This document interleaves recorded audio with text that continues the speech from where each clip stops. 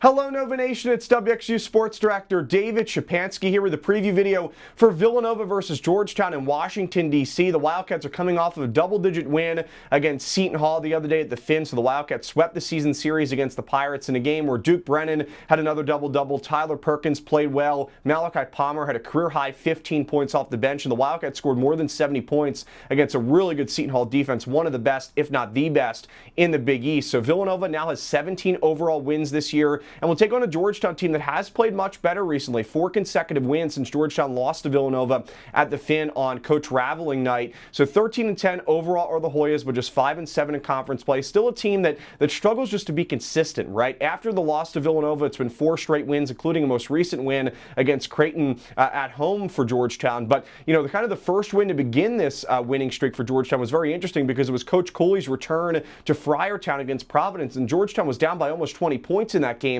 and came back to win in the second half. A really historic comeback there from the Georgetown Hoyas, and that kind of sent Georgetown on this good run, winning 4 consecutive games. So this is a team that is playing much better basketball than when Georgetown matched up against Villanova a few weeks ago at the Finn. Still the top 2 scorers are KJ Lewis and Malik Mack, still both averaging on 14-15 points per game. As an offense, they average around 75 points per contest. That number, though, is in the lower 70s in terms of Big East play. One of the big things for this Georgetown team is turnovers. In the first game that Villanova won against Georgetown by 15 points, 66-51, Villanova forced 17 turnovers against a Georgetown team that only averages about 9 turnovers per game overall this season, a team that was in top 30 in terms of turnover percentage heading into the game against Villanova. But recently, this Georgetown team has struggled turning the ball over. Even in the 4 wins for the Hoyas, they have had some troubles this year in Big East play turning the ball over, but still a team that's top 50 in the country at limiting turnovers. That's one of the biggest keys to this game, is if Georgetown, commits anything like 17 turnovers like they did in the first matchup against Villanova,